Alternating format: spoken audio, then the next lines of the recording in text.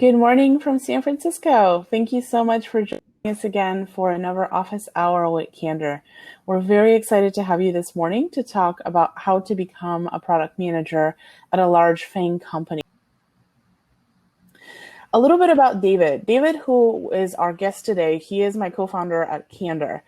A little bit about his product management journey. As you can see, he's worked at Facebook, Lyft, Walt Disney Imagineering, and he also graduated from Harvard.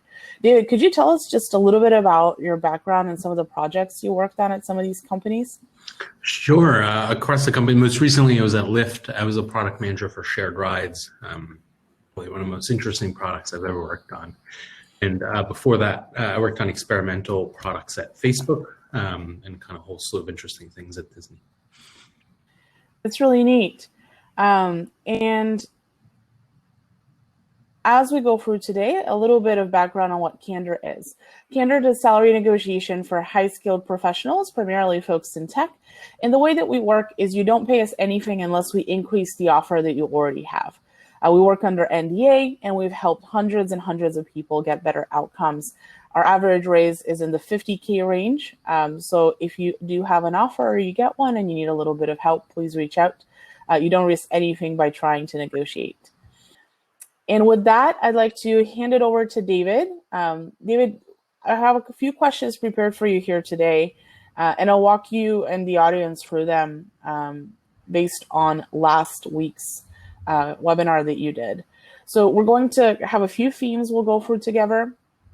And again, just as a reminder, add in upvote questions you want David to answer on the side as well.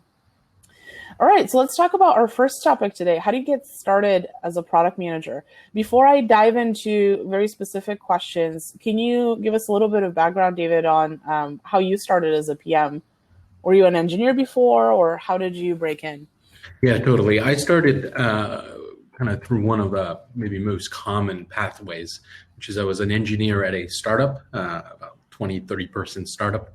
And there was just so much product work to be done. There was no product managers at all, and kind of very organically transitioned doing more and more product management work, and eventually became sort of full-fledged product manager.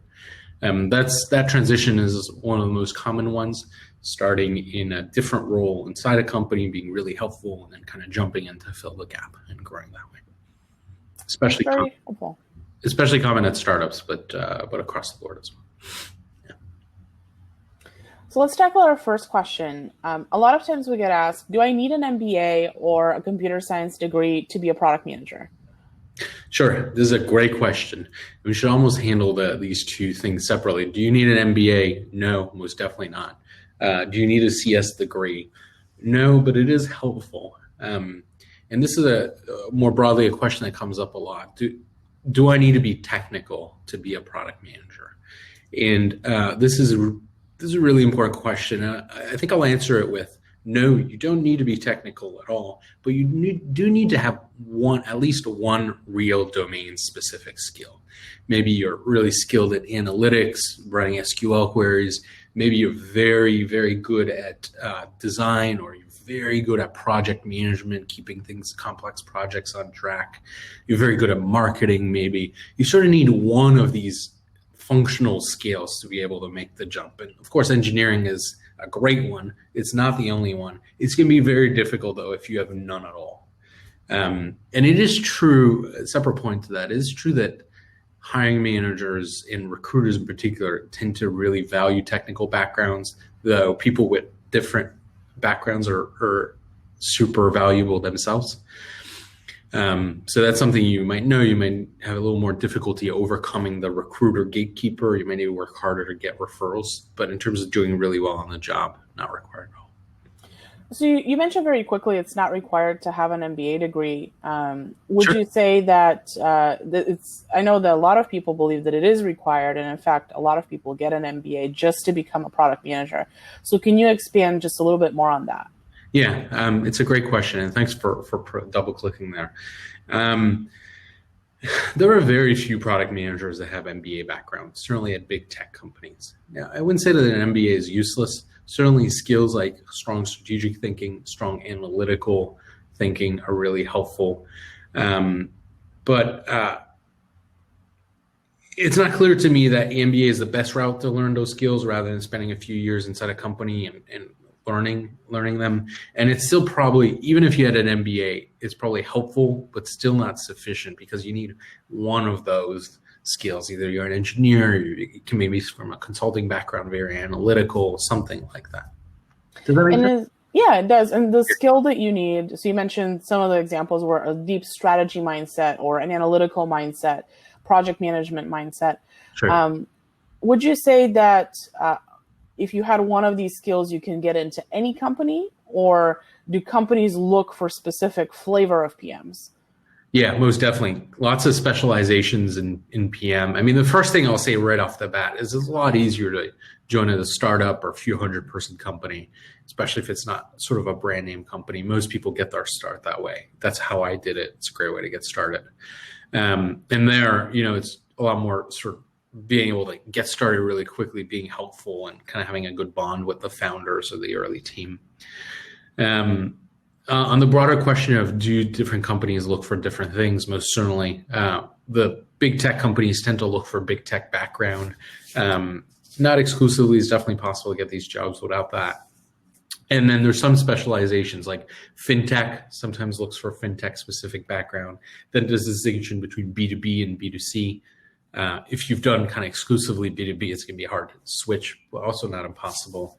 And then there's also a specialization in the form of growth, being a growth product manager. We certainly talk about that if there's questions, is itself a sort of sub-specialization. Great. Well, let's move on to our next question. Can you talk a little bit about rotational product manager programs? What are rotational PM programs about? Who's applying to them and which companies have them? Yeah, absolutely. These are targeted at new grads. I don't know how much of that we have today, but the APM program at Google, Associate Product Manager, the RPM program at Facebook, and there's a few others like that. Lyft, for example, even smaller companies like Lyft have them. Targeted new grads, generally like an 18-month period, 3 times 6 months of rotation, so you get to experience a few different teams. They are fantastic programs. They're really good, like a lot of support, great way to taste a lot of things. But one point I'll emphasize strongly here is these programs are absurdly competitive. You might think they're competitive, they're 10 times more competitive than what you think. If you're a new grad right now, I really want to emphasize this to you that sure, if you could get on one of these programs, it's great, but this should not be your default plan. This is not college. It's not an application. You're going to need to chart your own path, and that some of that is uncomfortable, but that's how it works. There's no quick application. You have to make your own path, and don't count on these things because they are just really difficult. And if I have never been a PM, can I get hired straight into a product manager role at FAANG? How often does that happen? What is your experience as an interviewer at Facebook, an interviewer at Lyft? Have you ever hired a product manager without prior PM experience? The only time I've seen this happen at FAANG is with founders, ex-founders. That does happen sometimes. But other than that, it's very difficult. FAANG roles are just enormously competitive. And think about the other side. Somebody's entrusting you with a huge part of their business. And they're going to be selective. They're going to want somebody who's at least done a similar job to that. So like I mentioned earlier, a great path to that is startup or mid-stage companies getting in a product role or getting in a different role. In product analytics, for example, is a great place to make that transition. You work with product very closely, and then you can switch into that, or data science. Those are fantastic ways to get in. So can you expand a little bit on that? You talked about founders kind of have a leg up if they do not have prior product manager experience. Sure. Why is it that founders are favored? Yeah, I mean, in general, founders, especially founders of like YC-backed companies or companies that had some traction, maybe it didn't work out, but significant companies have a lot of experience both managing the product in the very early stages, raising funding, for example, which is a big process of selling and learning how to get traction and learning how to get kind of momentum with a group of people, learning to recruit. So it's sort of a mini PM role. I mean, of course, focuses on 0 to 1 rather than like 1 to 1 million, which kind of different skill sets. But hiring managers believe it's possible to make that leap, and for the right person in the right environment, founder backgrounds are valued. That's helpful. And a lot of times, this is something you might have heard as well. There are a lot of boot camps, different certifications out there. And, we talked about it's very unlikely that you would be hired as a product manager at a FAANG without prior product manager experience. But a lot of these services out there kind of almost promise you that you would have the shot. So can you talk to us very candidly about any certifications or boot camps that maybe you would recommend, or where you might have seen success like that? Or, kind of in reverse, like maybe, is this even true? Are these certifications valuable? Yes, it's a phenomenal question. And I'll just answer this question very directly. They're not valuable. Product management certifications, those geared at like becoming a product management, really not that helpful. You're mostly going to learn a lot of verbiage. You're going to learn maybe terms around project management, agile, all this stuff. It's just really not that valued. Some things that are very helpful though are again, certifications or boot camps or courses you could take that help you deepen one of the core skills you're going to need to get your foot in the door. For example, if you wanted to take a course on growth marketing or a certification on growth marketing, that'd be really valued. Reforge, for example, in the Bay Area does these courses, super valued. Or something on product analytics or data science, really valued. It's probably going to be hard as an engineer, just a bootcamp engineer, to get a FAANG job and then switch to product management. That's probably a tougher route.